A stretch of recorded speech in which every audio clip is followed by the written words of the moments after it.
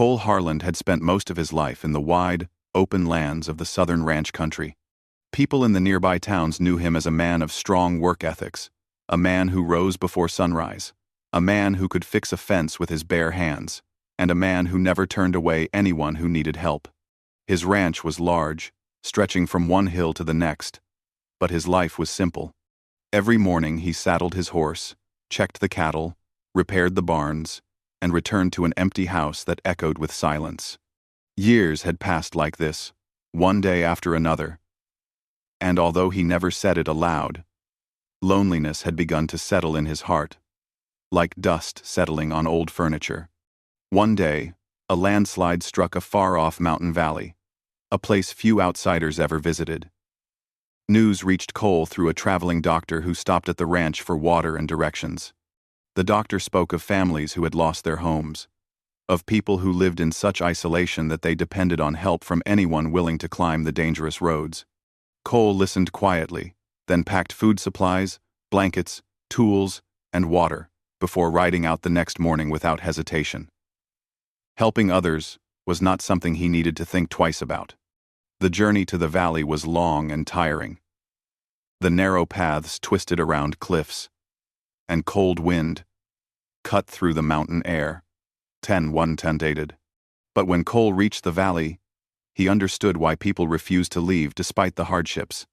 It was beautiful tall peaks surrounding small clusters of wooden homes, fresh streams running through rocks, children sitting by the river, and families using every bit of strength to rebuild their damaged huts. Their faces showed exhaustion but also determination. Cole offered them the supplies, helped lift broken beams, and shared what little medicine he had. As he worked, he noticed a woman standing near the edge of the group, carrying a huge wooden log that most men would struggle with. She was taller than everyone else in the valley, strong-shouldered, and her clothes were thick, worn, patched many times. Her name, he later learned, was Lyra. Lyra's height made her stand out. But what struck Cole more was the calm strength she carried. She worked without complaint, helping not only her own family, but every neighbor around her. When she noticed someone shivering, she gave her own shawl. When a roof beam wouldn't lift, she stepped forward and held it until others tied it in place. Her face was serious, but kind. Cole found himself watching her more than once as she moved from one house to another, doing far more work than anyone else. An elder from the valley approached Cole on the second day. He thanked Cole for coming all the way and then explained something that surprised him. In their old traditions, families could form marriage arrangements with trusted outsiders in exchange for long-term security. These arrangements were not for ownership or control, but for protection, especially for families who had lost land or resources after disasters. Lyra's family, badly affected by the landslide, had offered such an arrangement. They believed Lyra deserved a safer life, one where her strength would be valued instead of taken for granted. Cole did not answer immediately. He returned to his tent that evening and thought long and hard. He was not a man who made decisions lightly, but he also knew that the valley was too remote, the conditions too harsh, and Lyra carried too much burden alone. She deserved a chance at a better life, and her family genuinely trusted him. The arrangement was lawful in their region, fully based on consent, and rooted in culture, not force. Finally, he agreed not because he desired power, but because he felt a responsibility toward a family that had asked him directly and respectfully. And deep down, something about Lyra's quiet strength touched him. Lyra agreed to the arrangement without hesitation, though not out of excitement. She simply wanted her parents and younger siblings to have a secure future. She had always been the protective one, the one who worked the hardest, the one who shielded her family from hunger. When Cole offered to support her family for the long term, she saw it as a chance for them to breathe for the first time in years. She did not know what waited for her at the ranch, but she believed Cole's calm eyes and steady voice meant she would not be mistreated. A week later, Lyra traveled with Cole down from the mountains. It was her first time leaving the valley. She wore the same heavy clothes she always wore, thick wool layers for the cold, worn cloth wrapped around her shoulders, and patched sleeves that had survived years of hard work. She carried no luggage except a small cloth bag with a wooden bracelet made by her youngest sister. Everything else she left behind.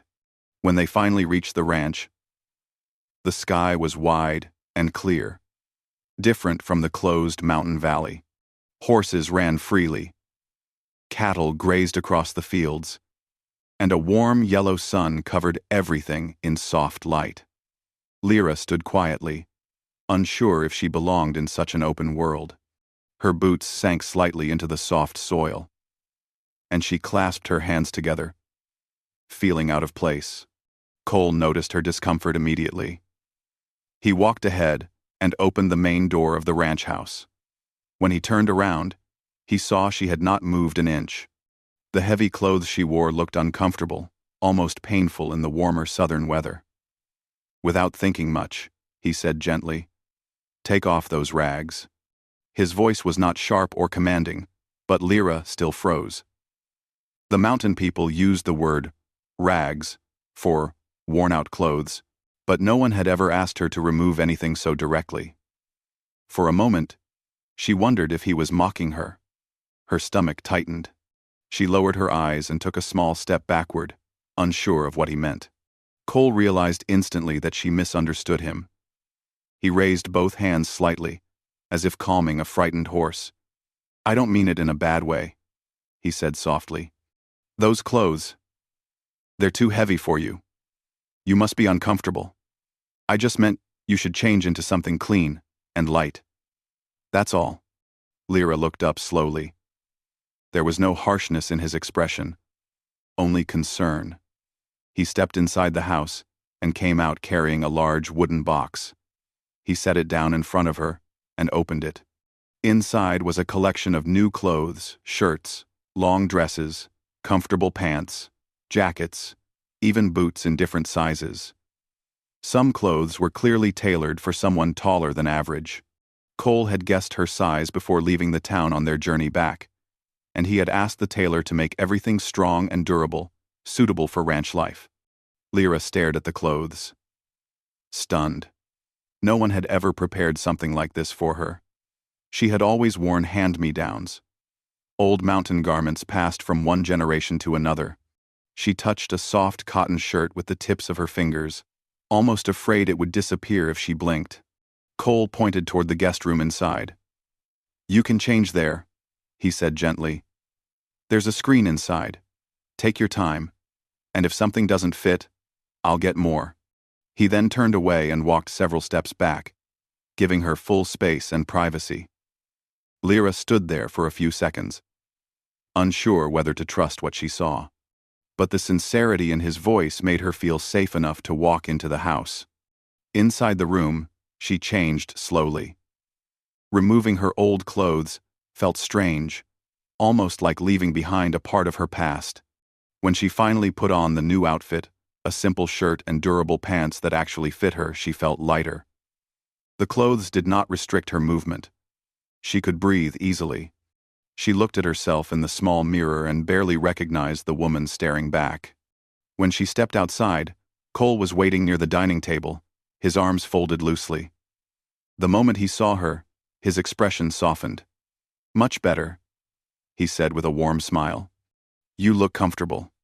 Lyra did not know how to respond. Compliments were rare in her life. She nodded slowly, still unsure of how she was expected to act in this new home. But Cole noticed her uncertainty and spoke gently again. "You don't need to be afraid. This ranch is your home now. No one will judge you here." For the first time since leaving the valley, Lyra felt a small spark of relief. She did not fully understand this new world yet, but she sensed that Cole's kindness was genuine. She followed him into the house, her steps light, her heart nervous but strangely hopeful. And though she did not know it yet, this moment, this simple act of giving her comfort instead of control, would be the beginning of a bond stronger than anything either of them expected. Lyra woke early the next morning, long before the sun touched the ranch fields. Even though she was far from her mountain home, her habits had not changed. She rose quietly, tied her hair back with a cloth strip she had brought from the valley, and stepped out of her room. The wooden floors of the ranch house were smoother than anything she had walked on before, and she moved carefully, worried she might damage something by accident. She still felt like a visitor, not someone who belonged to this place. Cole was already awake, sitting at the kitchen table with a cup of hot tea. He looked up as soon as he heard her footsteps. "Morning," he said with a calm tone. "You're up early." Lyra nodded. Her voice came out soft. "I am used to starting early." Cole gestured toward the stove where he had prepared a simple breakfast: eggs, bread, and warm milk. "Eat something first," he told her. "Ranch work takes strength." Lyra hesitated. In her valley, meals were often shared, but here she wasn't sure if she should wait or ask. Cole noticed the confusion on her face and pulled out a chair for her. "Sit," he said gently. "You live here now. You don't need permission to eat." She finally sat down. The food tasted different from the mountain meals she grew up with, but it warmed her body. As she chewed quietly, Cole explained how the ranch worked, where the barns were, when the animals needed tending, where the tools were kept, and which jobs were easiest to learn first.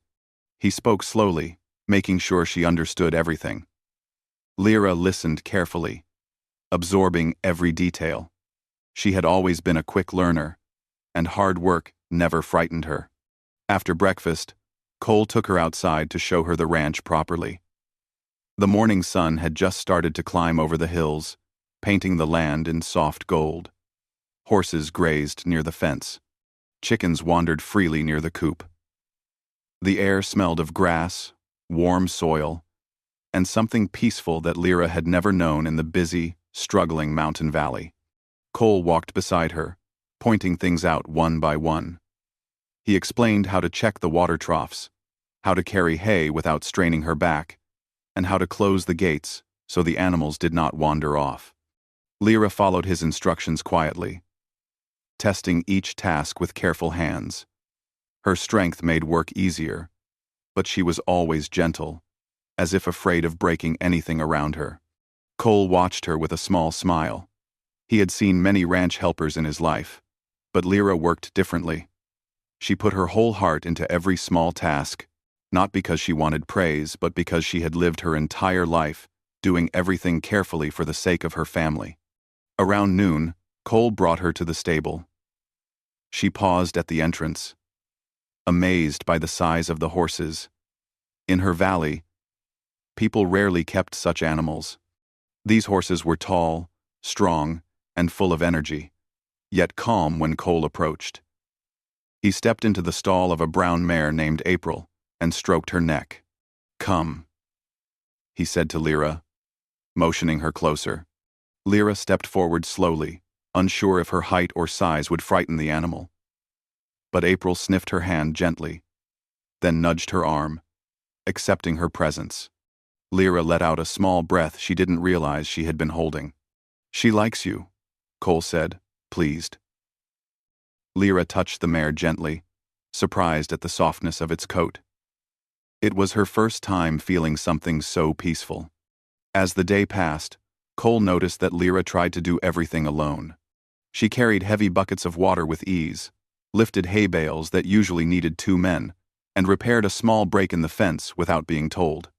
It was clear she was used to taking on more than her share of work. Cole appreciated her effort, but he also knew she needed time to understand that life here did not demand constant struggle. By late afternoon, the sun grew hotter, and Lyra's forehead shone with sweat.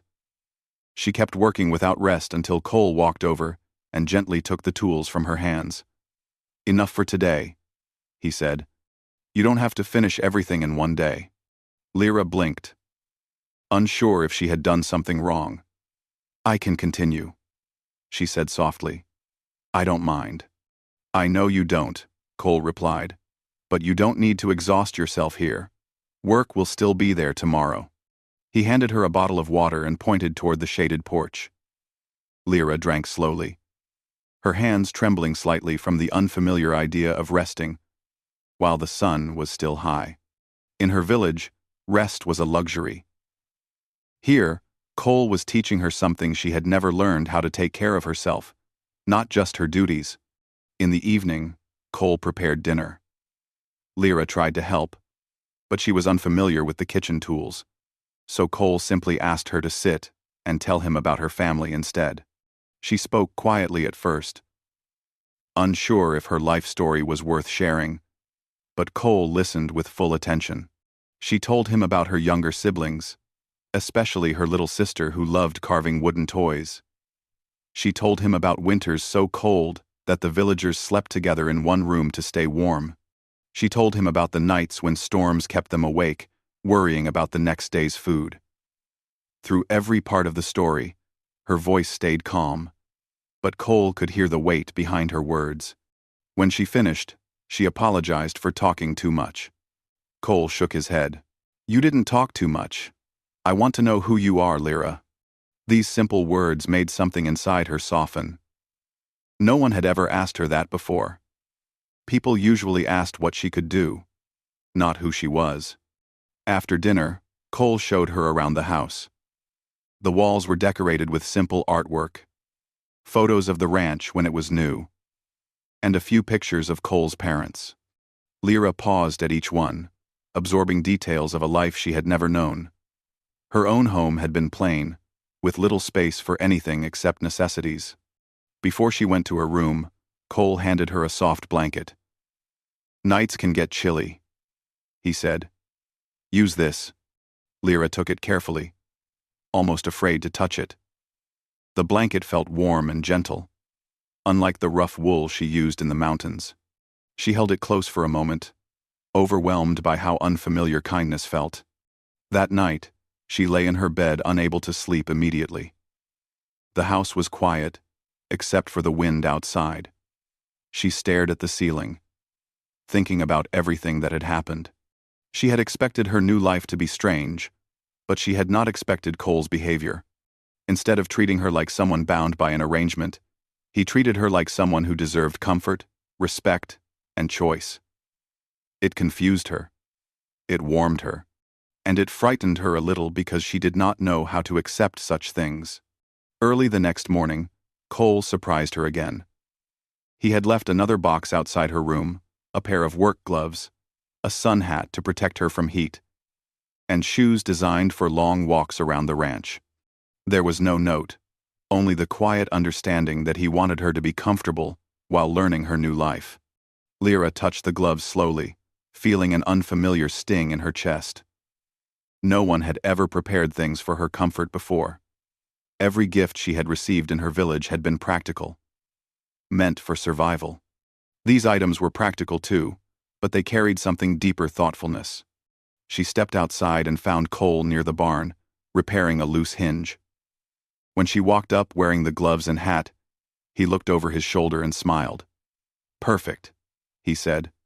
"Now you're ready for a real day of ranch work." Lyra felt a small flutter in her chest, an emotion she couldn't name.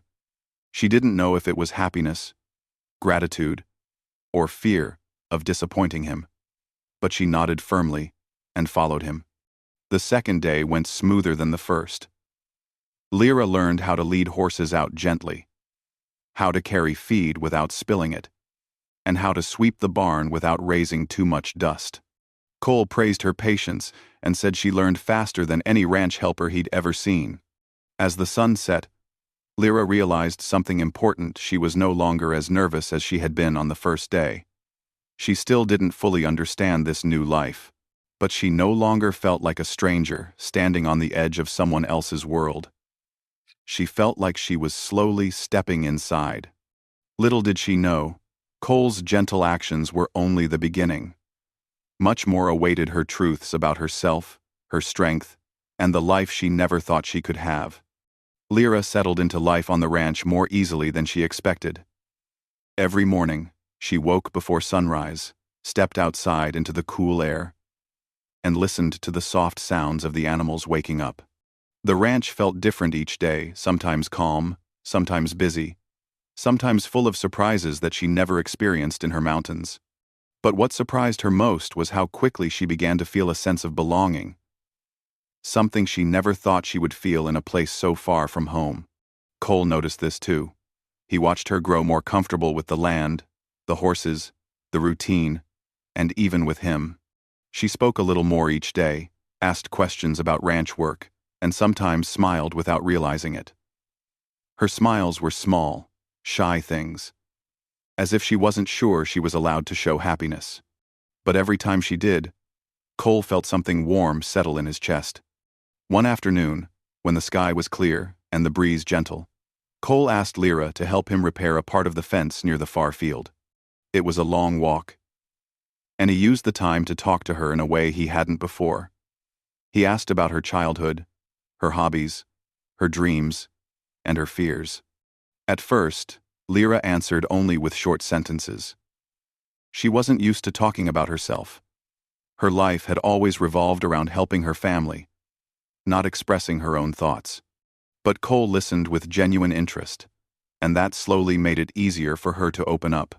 She told him about how she had grown taller than the rest of the children in her valley, about how adults always asked her to do heavy work because she could handle it, and how she never said no because she wanted to help. She spoke about long winters where food ran low, and she had to go out into the snow to gather firewood before the winds grew too strong. She explained how people often looked at her with expectations instead of understanding, and how she sometimes wished she could just be seen as a person, not a worker or protector. Cole didn't interrupt her once. He just continued walking beside her, letting her talk at her own pace. When she finally fell silent, he said quietly, "You had to grow up too fast." And Lyra looked down at her hands. "Life in the valley leaves no choice. But you're here now," he said. "You don't have to carry everything alone." His words touched her deeper than she expected. She didn't respond, but something inside her relaxed a little. When they reached the broken fence, Cole handed her the tools while he gathered new wooden planks. Lyra worked beside him, matching his pace, learning each step of the repair. Cole had taught many workers over the years, but none learned as quickly as Lyra. She watched every motion carefully, repeated it with precision, and made adjustments when something didn't feel right. Halfway through the repair, a sudden gust of wind swept across the field, followed by a strange, low rumble from the north. Cole looked up sharply. Dark clouds were forming faster than usual, rolling across the sky in heavy layers. He cursed under his breath and tightened the last nail in the plank. "That storm's coming fast," he said. "We need to secure the animals before it hits." They hurried back toward the barn. The wind was growing stronger, whipping the grass against their legs. Lyra moved quickly, her long strides cutting through the field, her body steady even as the wind pushed hard against her. Cole had to lean forward to keep up. By the time they reached the ranch yard, the sky had darkened to a deep gray. The horses were restless, their ears twitching, their hooves shifting nervously against the dirt. Cole ran to calm them, but Lyra reached one of the frightened horses first, a young stallion named Dancer who hated storms. Without hesitation, she stepped into the stall and placed a hand on the horse's neck. Her voice was low and steady as she whispered comforting words. Cole watched from the doorway, surprised. "You're a natural with animals," he said. Lyra shook her head. "I just understand fear. Alden action." Together, they worked quickly. They closed the barn windows, tightened the roof latches, moved the feed bags inside, and secured the fences around the chicken coop. The wind grew wilder by the second, carrying dust and leaves across the yard. The first drops of rain came down heavy, hitting the ground like small stones. Just as they finished their preparations, a loud crack echoed across the ranch. A large, unstable section of the old storage shed had loosened in the wind and was swinging dangerously, ready to fall. Cole rushed toward it without thinking, but Lyra grabbed his arm and pulled him back. "It's too dangerous," she said. "I need to stop it before it breaks loose," he insisted. Lyra looked at the structure, studied the angle of the leaning beam, and then stepped forward herself. She braced her feet against the ground, reached up with both hands, and grabbed the falling beam just as it began to collapse. The wind pushed hard, testing her strength, but she held firm. Her muscles strained, her fingers tightened, and her arms shook, but she didn't let go. Cole ran beside her and helped secure the beam with ropes. Together, they tied it down until the shed was no longer at risk of breaking apart. When the last knot was tightened, Cole looked at Lyra with a mixture of awe and worry. "You could have been hurt," he said. "So could you," she replied simply. The storm hit full force after that. They hurried inside the house, soaked from the rain. The wind howled outside, rattling the windows. Inside, the house felt warm and safe. But Lyra's heart was still racing from the intense effort she had put into saving the shed. Cole lit a lantern and set it on the table. The warm glow filled the room, and he motioned for Lyra to sit. She did, still breathing heavily. He brought her a towel and a cup of warm tea, then sat across from her. "Lyra," he said softly, "you didn't have to do that. You risked yourself." She stared into her cup. "All my life I worked to protect others. It is what I know." "But here," Cole said gently, "you don't have to put yourself in danger for everything." Lyra looked up slowly, her eyes calm but serious. "I do not protect because I must. I protect because I choose to." Cole's breath caught for a moment. Her words carried a strength he had not expected. They were not the words of someone who acted from duty alone. They were the words of someone with a deep heart.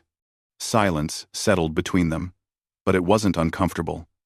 The storm thundered outside, but inside the house, something quiet and meaningful passed between them. Cole realized how much he respected her, not just for her strength, but for her courage, her loyalty, her willingness to stand firm even when the world shook around her. Later that night, after the worst of the storm passed, Lyra admitted something she had never told anyone. She explained that her size and strength had often made her feel different in her village. People expected her to do more, endure more, and stay silent about her struggles. She always tried her best, but sometimes she felt invisible behind the expectations placed on her. Cole listened closely, his eyes soft with understanding. When she finished, he said quietly, "You're not a burden here. You're not someone to hide or judge. You're someone who deserves to be seen." Lyra felt a strange warmth spread through her chest. No one had ever said anything like that to her. For a moment she looked away, afraid he might see the emotion forming behind her calm expression. But Cole didn't push her. He simply sat with her through the fading storm, giving her space to breathe and feel safe. That night, as Lyra lay in her bed, she thought about everything Cole had said. She thought about his patience, his kindness, the way he never raised his voice, and the way he always made sure she felt respected. She realized that life at the ranch was not just different, it was changing her in ways she never expected. She was beginning to understand her own worth, something she had buried deep for many years. And without knowing it, she was also changing something inside Cole, something that would soon lead them both toward a future neither had imagined. When she first arrived, wearing her old mountain raw, weeks passed after the storm, and the ranch slowly returned to its calm routine. The broken fences were repaired, the barns were checked for damage, and the animals settled back into their everyday habits. But for Cole and Lyra, something had changed in a quiet, unspoken way. The storm had revealed parts of themselves they had never shared with anyone before. They had seen each other's strength, fear, loyalty, and honesty in ways that built a deeper connection between them, one neither of them had expected when Lyra first arrived. Lyra worked around the ranch with more confidence now. She no longer hesitated before touching the tools or stepping into the stables. She learned how to ride, how to mend saddles, how to check cattle for illness, and even how to guide the younger horses to follow her voice. She had become an important part of the ranch, and the animals recognized her steady presence. Horses that once panicked during storms now calmed when Lyra stood beside them. Cole admired her work every day, not just for her strength, but for her calmness and care. But despite her progress, Lyra still carried a quiet fear inside her, a fear that she didn't fully belong, that she was still living on borrowed trust. She knew the arrangement between her family and Cole had brought her here, and even though Cole treated her with respect, she sometimes wondered if a part of her life was still tied to a tradition she had not chosen freely. She never spoke about this fear, but it lingered silently in her thoughts. Cole, on the other hand, had been thinking deeply about something as well. He had grown to admire her honesty, her courage, her hard-working nature, and the way she always put others before herself. He had never met anyone like her, not in the ranch towns, not in the markets, not in the traveling groups that passed through. He began to feel protective of her, not because she was fragile, but because she had lived her whole life giving to others without expecting anything in return. He wanted to give her something she had never had: the right to choose her own path. One evening, Cole sat on the porch, waiting for Lyra to finish feeding the horses. The sky was turning orange and pink, and the air smelled of grass after a warm day. Lyra walked toward him with slow, relaxed steps. Cole watched her quietly, noticing how much she had changed since the first day she stepped onto the ranch. She still looked strong, steady, and tall, but her eyes were softer now, not filled with uncertainty. He motioned for her to sit beside him. When she did, he took a slow breath, gathering the words he had been holding for days. "Lyra," he began gently, "there's something important I need to tell you." Lyra looked at him with calm curiosity, unaware of what he was about to say. "I've been thinking a lot," Cole continued, "about the arrangement that brought you here. It was agreed upon by your family and approved by your village elders. But I've realized something. That arrangement gave you responsibility, but not freedom. And I don't want your life to be built on something you didn't choose." Lyra blinked slowly, unsure where he was going with this. He continued, before she could respond. "I went to the town office today," he said softly. "I asked them to cancel the marriage arrangement contract. It's no longer valid. Finally. I went to the town office today. It's no longer valid." Lyra froze. For a moment, she couldn't feel her hands, or hear the wind, or even breathe properly. Her eyes widened with shock she couldn't hide. She searched Cole's face, trying to understand his meaning. "You canceled it?" she whispered. "Yes," Cole answered calmly. "I canceled it, so you wouldn't feel tied to me by anything other than your own choice. You're free now, truly free." Lyra felt her heart pounding in her chest. For a moment she thought she misheard him. She looked down, trying to collect the swirling thoughts in her mind.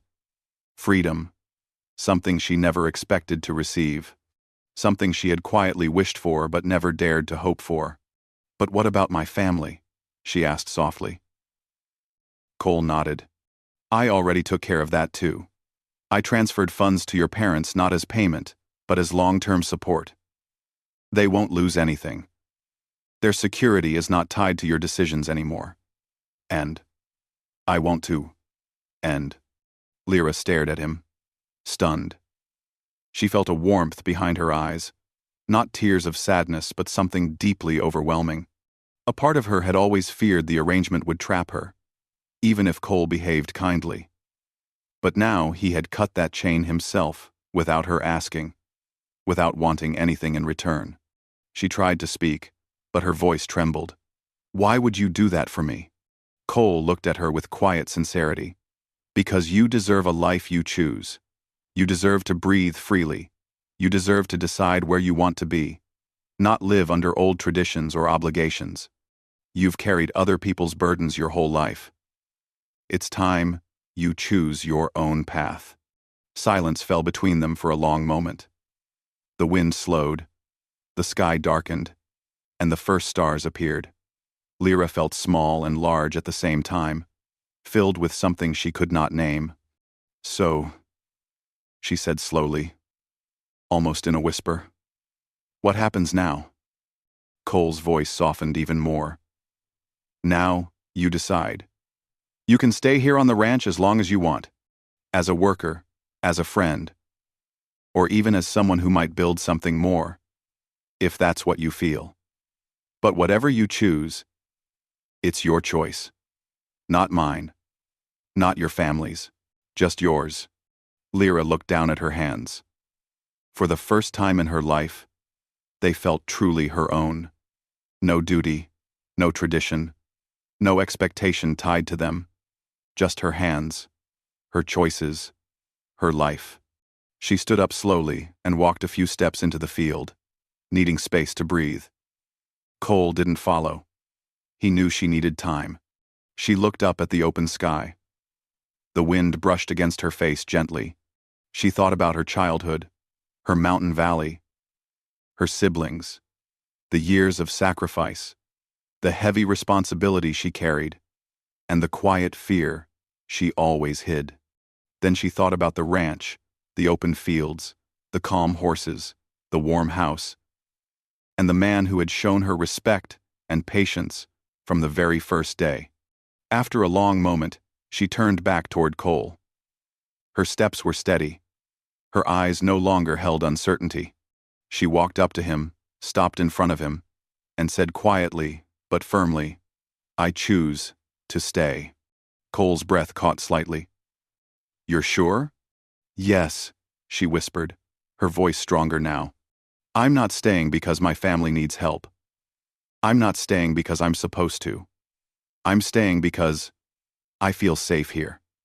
I feel seen here. And I want to be here. With you. Ar. My field nar. My field nar." Cole didn't speak for a moment. The emotion in his chest was too strong, too unexpected, too real. Finally, he nodded, his voice warm and steady. "Then I'm glad. More than you know." Lyra felt a peaceful warmth spread through her chest. Something she had never felt before, security mixed with hope. Comfort mixed with choice. She sat beside Cole again, and for the first time, she didn't feel like a guest or an outsider. She felt like part of something real. The next morning, the ranch felt different. The sun seemed brighter, the air sweeter. Cole showed her new tasks, not as someone who needed to train her, but as someone who wanted to share a life with her. Lyra walked with lighter steps, not because her work was easier, but because her heart felt free for the first time. Days turned into weeks, and then into months. The ranch grew stronger. Lyra's confidence grew. Cole's quiet affection grew. And the bond between them, built on respect, freedom, and honest choice, became something deep and unbreakable. Their life together began not from a contract, not from tradition, but from one simple truth. When given freedom, Lyra chose love in her own way, in her own time, with her own heart. And that choice changed everything.